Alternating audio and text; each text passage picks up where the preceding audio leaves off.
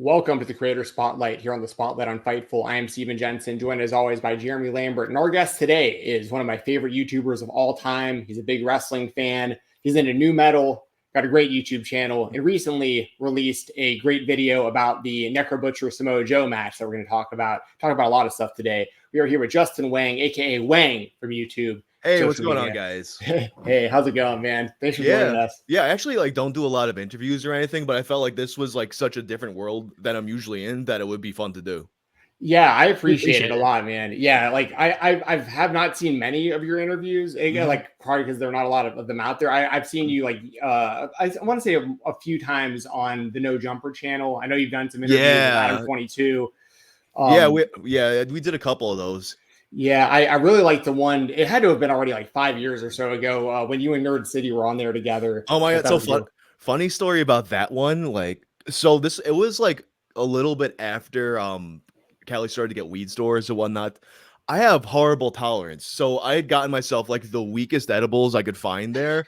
I had taken them early that morning. I was like, all right, I'm gonna chill out. This isn't really doing anything. At some point in the studio, it hits me, and I'm like, oh fuck. And at that time, Adam had he had an entire screen that was just the live chat. And so I'm staring at it as I'm realizing how fucking high I am, and everyone started to notice how fucking quiet I am. And I'm like, oh, that's the point where it's yo, I gotta go to the bathroom, and Nerd City got it. And I'm like, all right, cool. Taken care of. Oh my gosh, that's so funny. Yeah, I remember because that was live. I remember there were some people shouting you out in the chat during that and stuff. That was cool because he doesn't do that show live anymore, really any of his stuff live anymore, I don't think. Nerd City, another great YouTuber. I wish he uploaded more often, but I know he's very meticulous in his uploads and stuff. Yeah, he'll do editing shit frame by frame, super meticulous. There's so many things in his videos that probably literally only he notices, but he's just kind of guy. He's got to do it exact. Yes, and I think that your videos are fantastic as well, as I mentioned in the intro. And you upload a lot, which I appreciate as a viewer. First question I got for you, I actually remember you talking about this a little bit in one of the No Jumper interviews. You had talked about how you kind of fell into YouTubing, being a YouTuber and content creator. You were mainly in a band, and do you still kind of have the same mindset that you did 5 or so years ago when you did that interview of now YouTube is really more of this is the profession and this is really what you're about at this point? Yeah, I mean, it's one of those things too. When I started to blow up on YouTube, I tried to stay out of the mindset of I'm a YouTuber, because you kind of you don't want to have one point of failure, and if something happens, that's the end of you. So I do try to have a variety of stuff for every platform, but YouTube is the bread and butter. Yeah, well, I like that you're in the new metal world as well. I was a guest a while back. It had to have been over a year ago on the New Metal Agenda podcast. I know you're familiar with Holiday Kirk and those guys. Yeah. And then I saw pretty much right after I did an interview with them, I saw that you had uploaded a YouTube video about Holiday Kirk. And when I was going through the recommended, at first I was like, did this dude get canceled or something? Why is there a Whang video about Holiday Kirk? And then I realized it was about that whole when he the whatchamacallit, the securities fraud. Yes. I could not believe because I granted when this happened, I hadn't spoken to Kirk about it at all, so I could have been getting worked, to me it was immediately obvious that it was a bit. For those who don't know the story, pretty much he had made some tweet about, hey, so I'm gonna have to take a break from the account because I'm being tried for securities fraud. And then people looked up a court case that seemed to line up with his information and where he lives and all that stuff. But it was a total coincidence. I can't believe so many people believed it though. Yes, and that's the guy who runs, for people may not know, he runs the Crazy Ass Moments in New Metal History YouTube Twitter channel, X, whatever you call it now. And that really blew up massively over the last few years. Jeremy, do you have any questions before I start nerding out on YouTube stuff? Oh, see, I'm not in the YouTube world like you. I'm here for the wrestling talk, and I did want to talk about your Necro Butcher and Samoa Joe Yes. video that you just put out. Real quick, did it get taken down at first though? And what was the whole? So what happened was the thumbnail got taken down because Okay. the original thumbnail is a shot of Joe from the match and then a shot of Necro Butcher laying bloodied on the mat, like at the point where he's just like gushing blood all over. That's the screenshot I had used for the thumbnail, and that got taken down. So I replaced it with one where the Necro shot was in black and white, and it seemed like that was fine for YouTube. Yes, YouTube and their blood thumbnails, they're not the biggest fans of that one. I was gonna ask, that reminded me to ask you about this. Like, have you had has it gotten worse as far as like dealing with the monetization and YouTube stuff in recent years, or is it about the same as what you've been dealing with like kind of for a while? It's weird because like the kind of stuff I usually cover, it's typically on like the more borderline stuff where I do a topic and I'm like, this is probably gonna get demonetized. A lot of times it doesn't. I feel like it was at its worst about a year ago, where you started to get like a ton of videos just randomly get age restricted out of nowhere. Like it'll be ancient fucking videos that were having this issue, and it would be on videos that like were cleaner videos, and it was happening to everyone pretty much.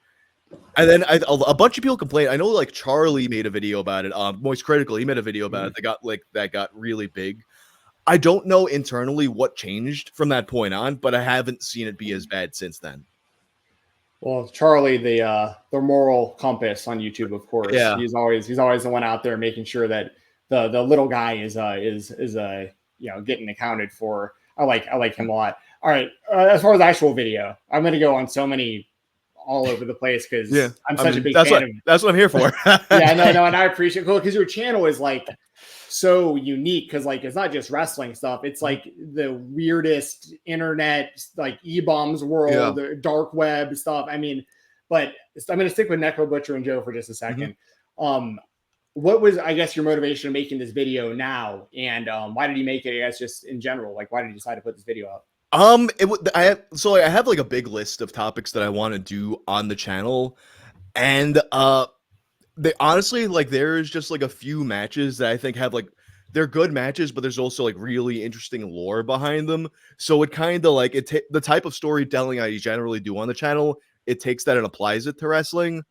So and that was one of those matches. But honestly though, I think what the impetus behind like doing this video now is that I feel like you've got a lot of people that are kind of like they don't really watch wrestling, but they're kind of interested now. I mean, WWE is the best it's been in fucking decades, probably right now. AEW is doing great stuff. There's a lot of cool indie stuff happening.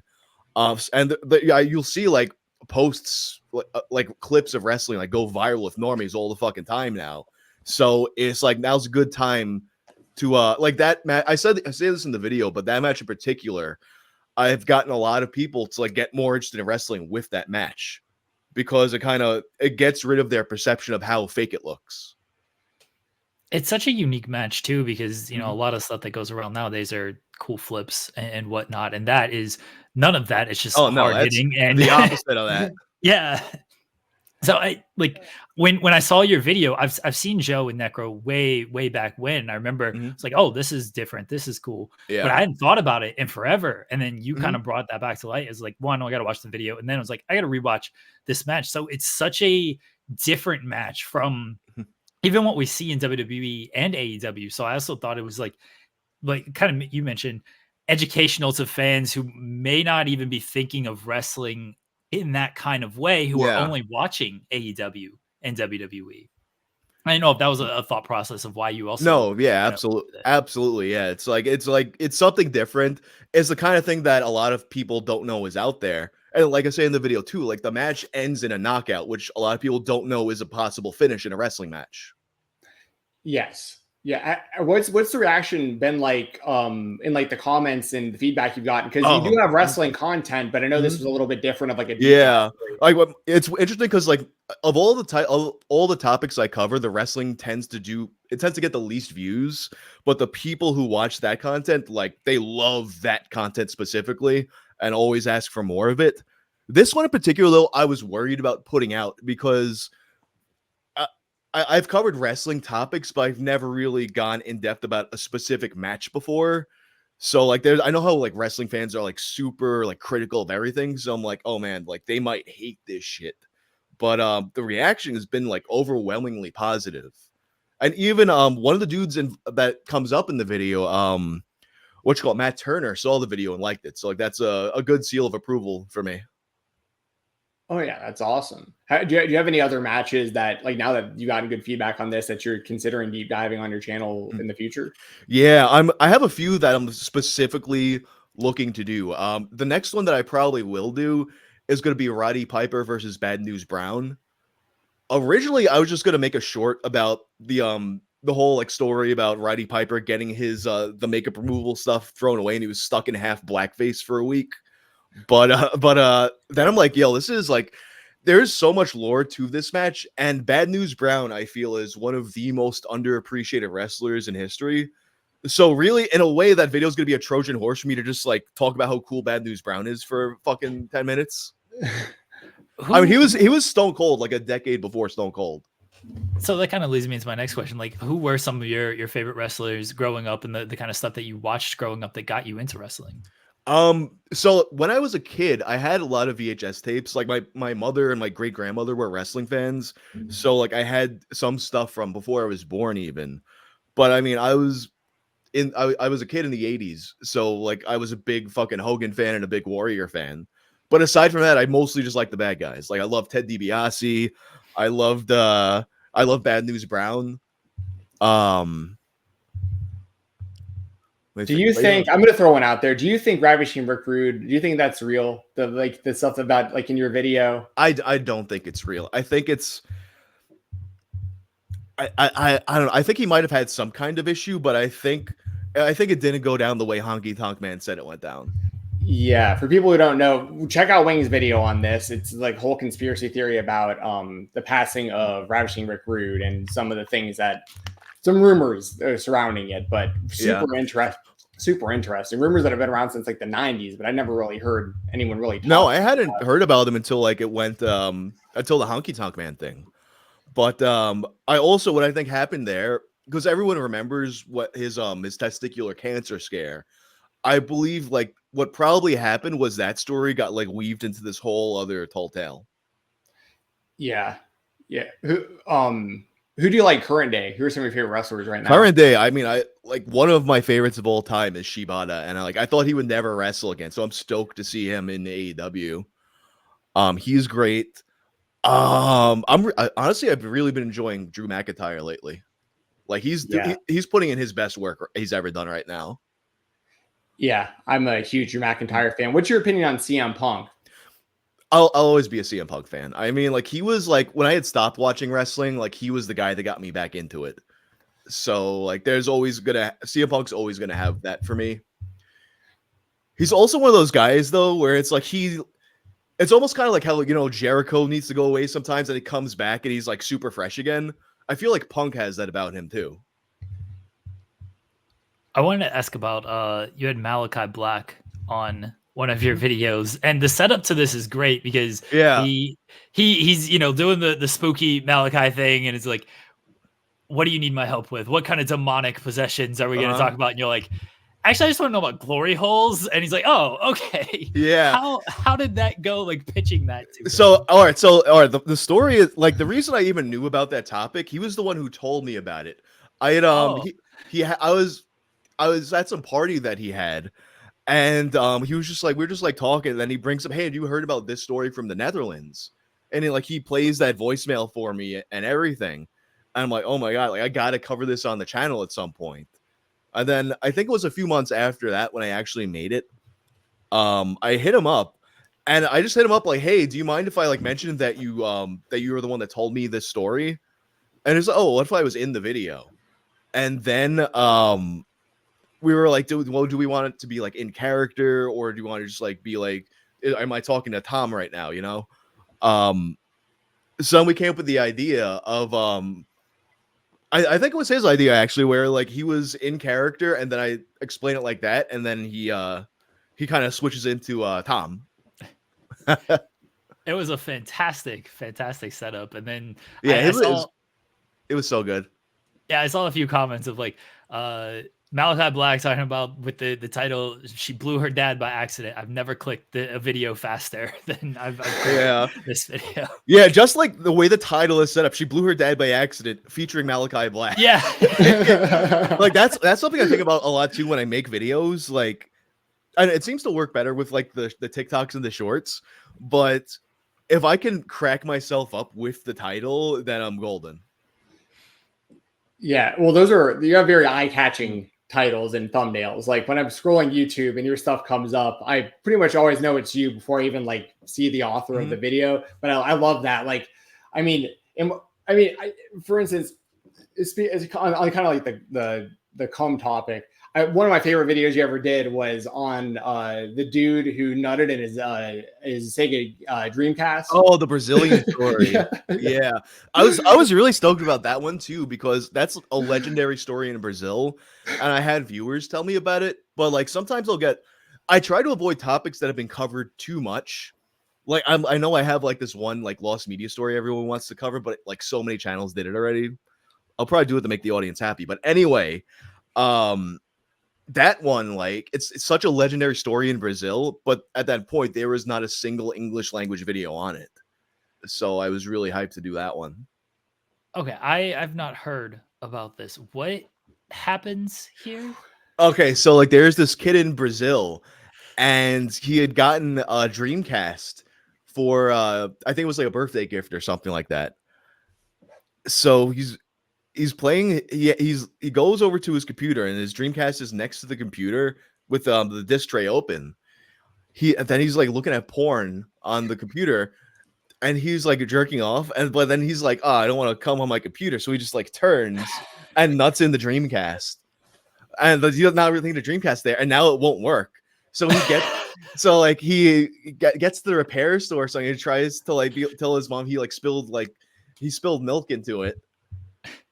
It's a whole like meandering thing of him trying to get the thing fixed, but his parents not know that it's broken because he nutted in it. Yeah, the guy at like the repair place is talking about how like it's like what it smells like, and like there's like this white liquid in here, and like it's such a funny idea, but a story that I would have never known had I not been subscribed to the Whang YouTube channel. Oh, sorry. Go ahead, Jeremy. I was just saying that is amazing. That is something else. I've never heard that before. Yeah, that was a deep cut. Yeah, some of these videos it's probably hard for you to recall because like you do put out so much content and like you've been around for so long on the platform, but like I really appreciate your wrestling videos that you put out throughout the years, like the one about the Sean attacks in on Mortal Kombat. Yeah, and stuff like that, like arcade stuff. Like I grew up in the 90s, so did Jeremy. So like this stuff's like right up our alley.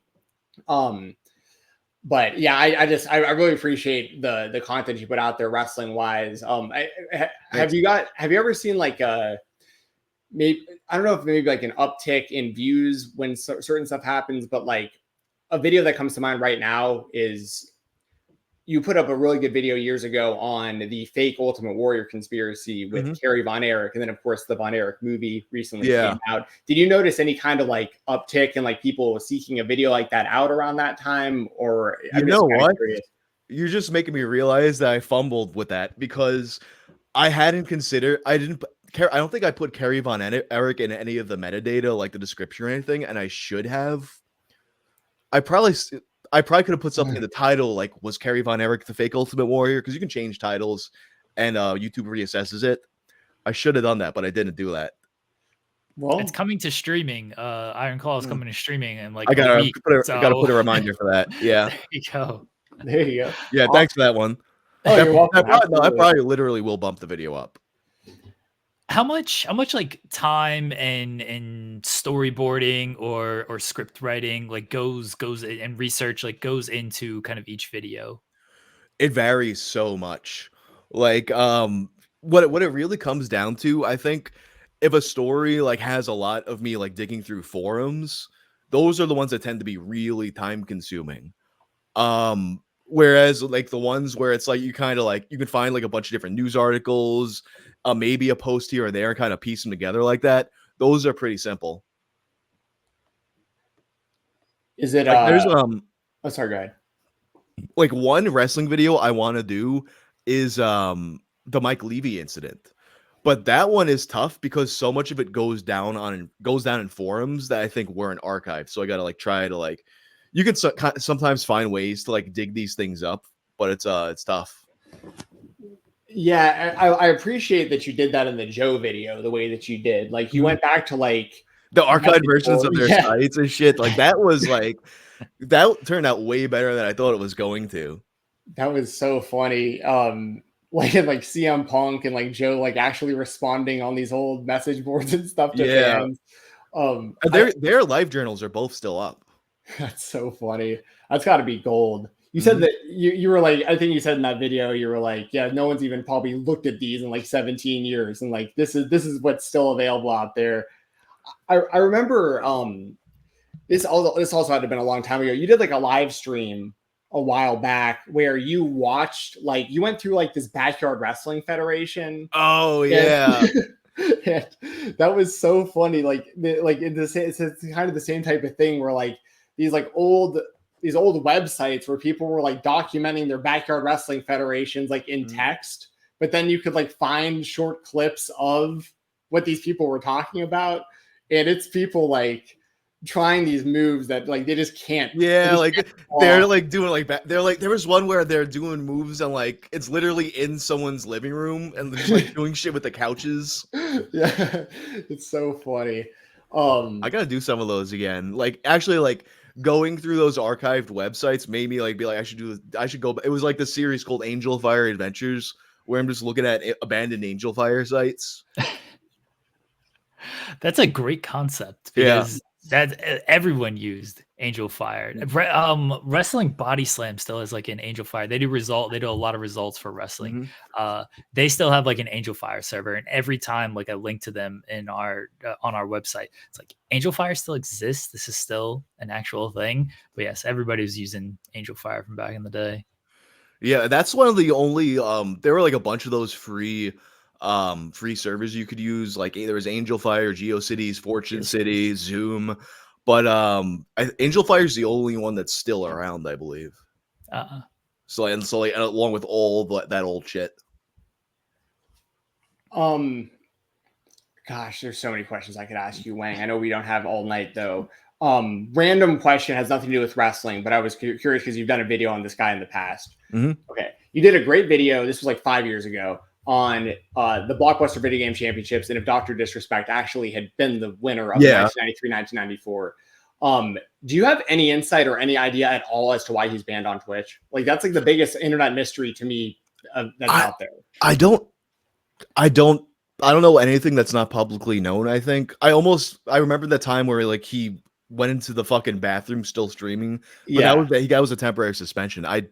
Because I remember like that was like he got that weird text message and then he was gone.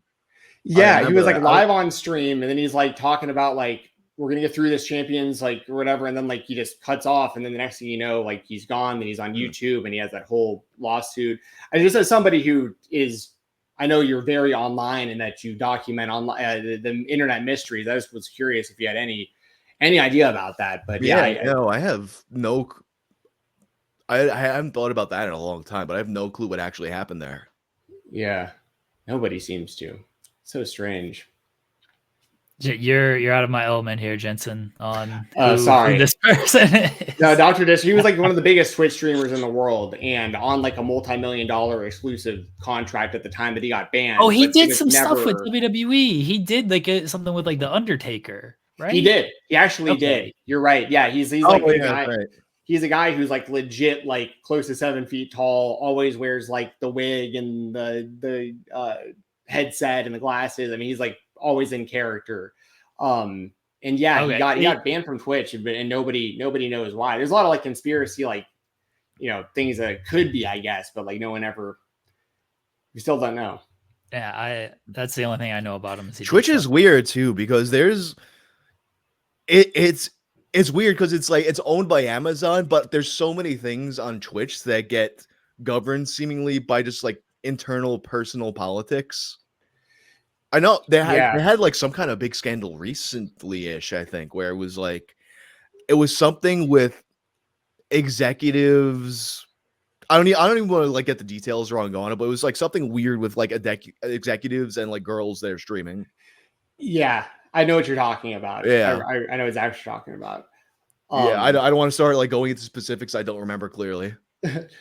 Do you like the idea of like the like there was a while there where people were signing these exclusive contracts with streaming platforms? Like the most famous one was probably Ninja when he went to Mixer and Shroud as well. But then that opened the door for like a bunch of people to get YouTube contracts, to get Twitch contracts, and Mixer closed down, and a lot of stuff happened. And now there's Kick out there as well, giving out humongous contracts to some of these streamers.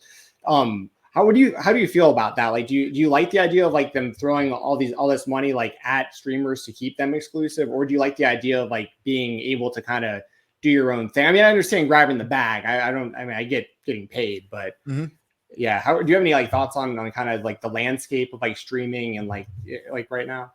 It's like it's weird because you would think that it's like, oh, you have a big platform on Twitch, so you go to YouTube and everyone will move over, or vice versa. But people like to stick to the platform that they use. So that's like one thing where it's like, as someone who doesn't really stream, so when I stream, it's like lesser than my video audience. I would want to I haven't streamed like a year probably. I would probably do multi-streaming now if I did that. But I honestly have no insight as to whether those contracts actually benefited YouTube or Twitch financially to do them. But in theory, if it is, then I think it's worth it for the streamer to take the payout. Okay, yeah. I have to ask, I saw you on a recent stream with 2 wrestlers, so now, and multiple wrestlers actually, but are you part of Retribution? I gotta figure, I gotta see, but possibly. There's a lot of people in mass running around. Although I don't know. I mean, I don't know though, because like I did super kick Mansoor at fucking New Fair City, so yeah. Oh, I've actually seen you tweeting out a little bit about the Ugandan soft ground. Oh shit, yeah. Like that's what the stream I was on was a fundraiser for them. Okay. Yeah, Mason and Mansoor are fantastic. They're 2 great human beings, and they've been doing a lot of good stuff with that. But I saw you were part of that, and that you were part of like the Retribution reunion. It's like, like it was just they're just like getting as many people in and out as possible on there. So like it timed out, so I'm like there with all of them, and it's like, oh. How's the music going? Are you still doing new metal? Actually, I just booked out our recording dates for August. So I honestly, like, we have a few unfinished demos that we're gonna be building off of those, but I have no idea like what we're gonna be doing in August, but we're doing it. And in the meantime, I kind of like, I've had an itch to do something different too.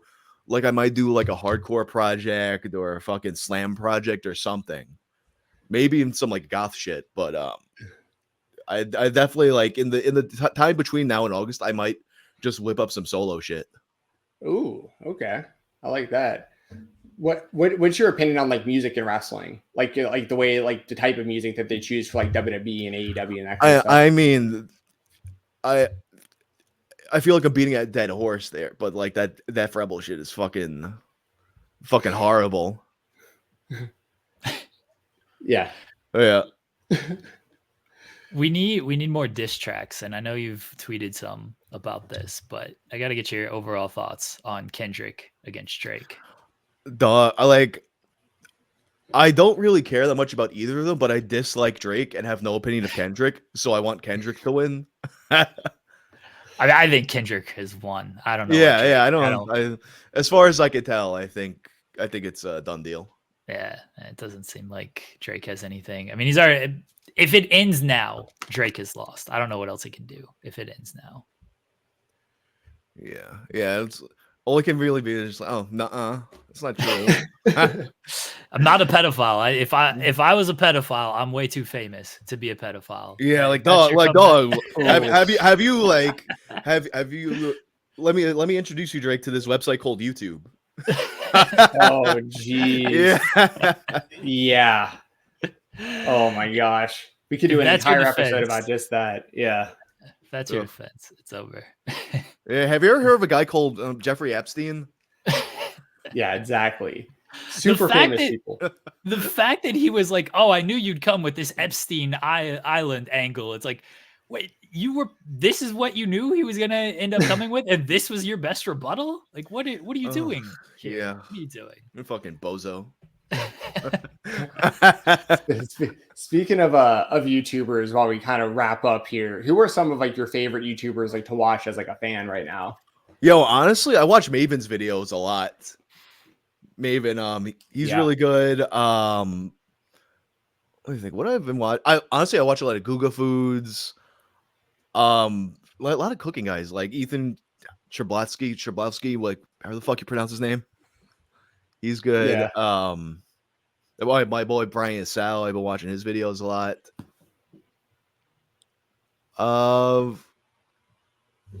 Honest, if I'm gonna be honest, a lot of what I watch on YouTube is like podcast clips like left in the background. Yeah, I do a lot of that as well. I'm trying to think of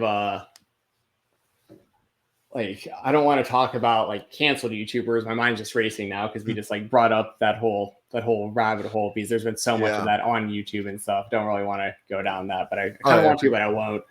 Are there any like commentary channels that you still keep up with, like Wavy Web Surf and those kind of guys? Oh yeah, Wavy Web Surf is good. I watch Turkey Tom a lot, although lately he's been covering people that I don't care about, so I haven't been watching him.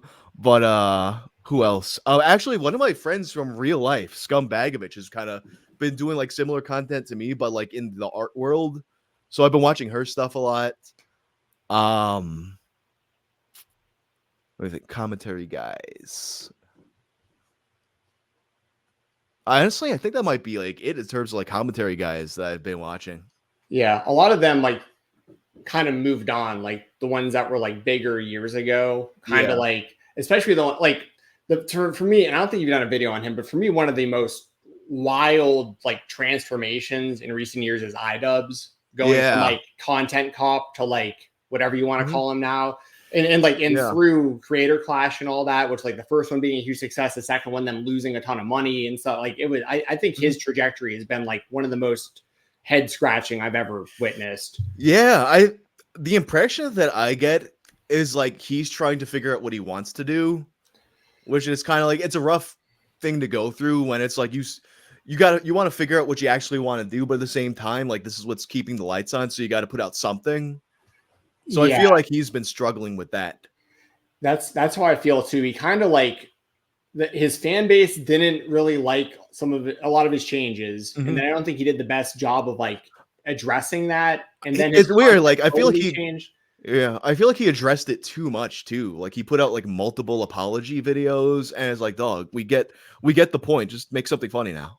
Right, because I mean, like someone like Filthy Frank, who he was closely associated with, like he just moved on to being Joji.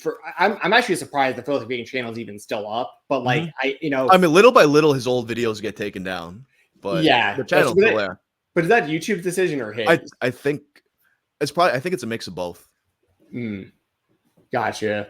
Yeah, and even like H3 Ethan Klein, like he's changed significantly. But but I do watch. I like Turkey Tom a lot. Actually, you mentioned. Yeah, his work ethic is insane too. Like I don't know where he gets the fucking energy from. Yeah, like he's grinding.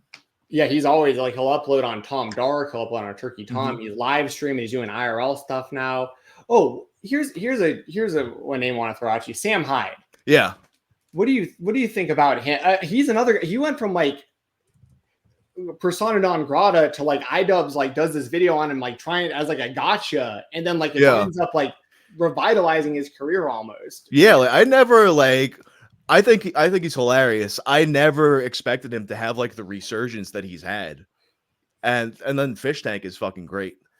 Yeah, that is for people who don't know what that is, that the concept is like it's like a Big Brother type situation, but like there's cameras in all the rooms and you decide what you want to watch, and their casting process, I think they're literally like who are the most damaged human beings available, put them all together and just see what happens. It's chaos. Yeah, the problem with that is like once people know the show, then they gotta like it gets harder and harder for them to find people who aren't in on it.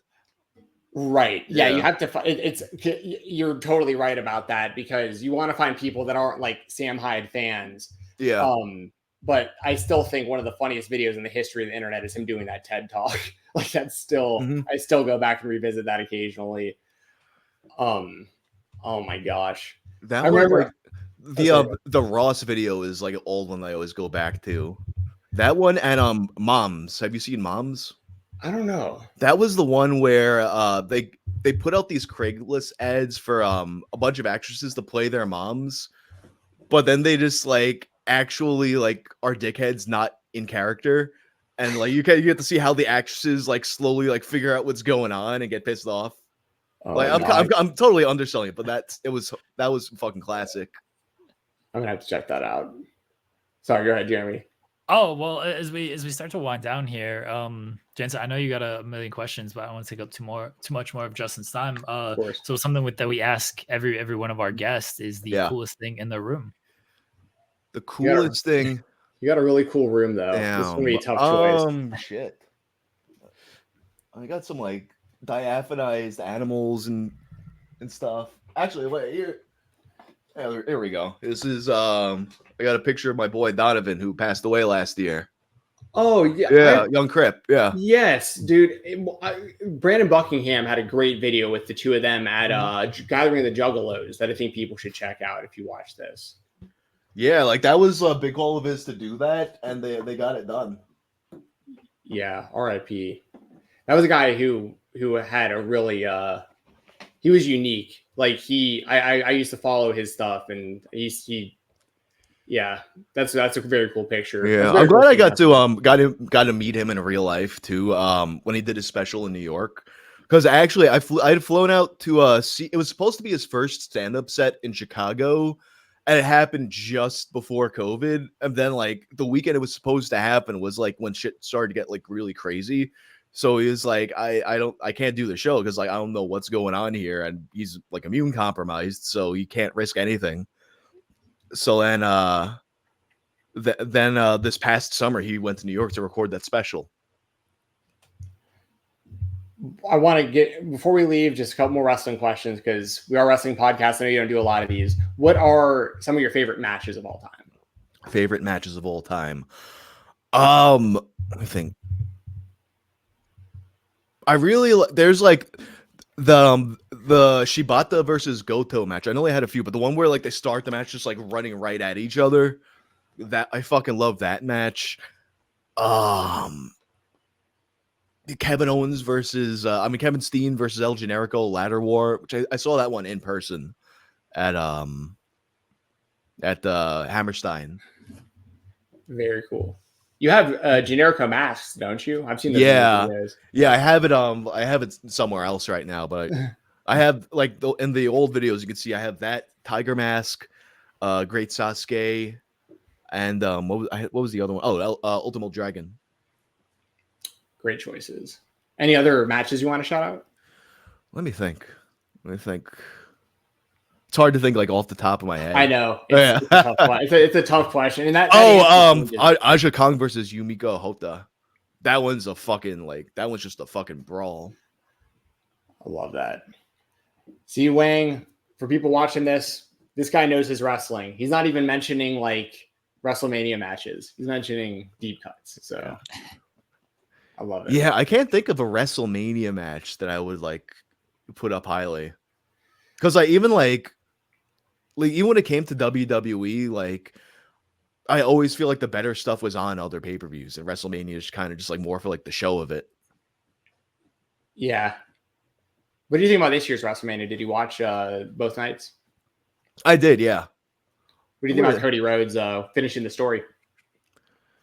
It was, you know what, and in the back of my head, and like obviously, like by the time it happened, it wasn't a possibility anymore. But I thought it would have been so funny if Cody won, then immediately got cashed in on. That would have been yes. Like I feel like Damian Priest wouldn't have been the right guy to do that. Right. But for someone to do that, it would have been so fucking funny. Oh no. See, I'm 100% with you. This guy over here is the biggest Cody fan. I'm a in the big Cody world, mark. so- I like Cody. Honestly, like I feel like the time to pull the trigger on Cody. And I got in arguments about this back in the fucking day. Do you remember when they were doing that storyline that it was Dusty, Goldust, and Cody together, Of and like they course. were feuding with the McMahons? Cody like did this like one banger fucking promo about how the McMahons have always hated the Rhodes family. And like to me, like that felt like they were on the trajectory to make him a top guy, like from that. And then that's when they got Stardust.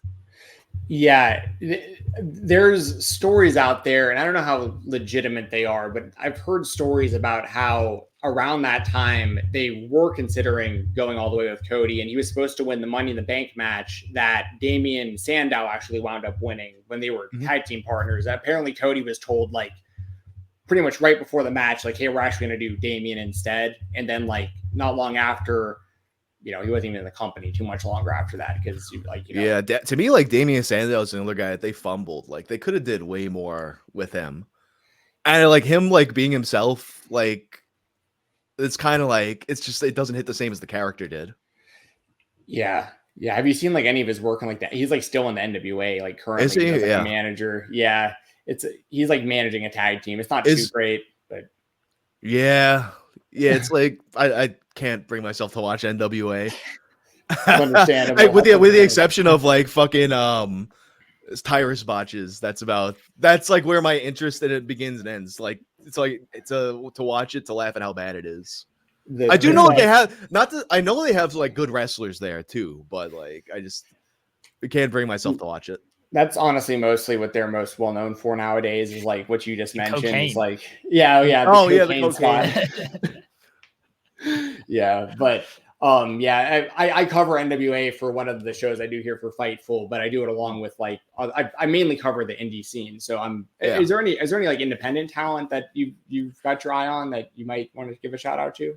I mean, like I go to out here in New York, they have New Fear City, which is my boy Casanova Valentine. He just basically he has death matches at bars and venues around the city, or like actually around the country. He does those everywhere. But his shit's good. He had Mansoor over here actually a couple months ago. Those are always fun. Think who else?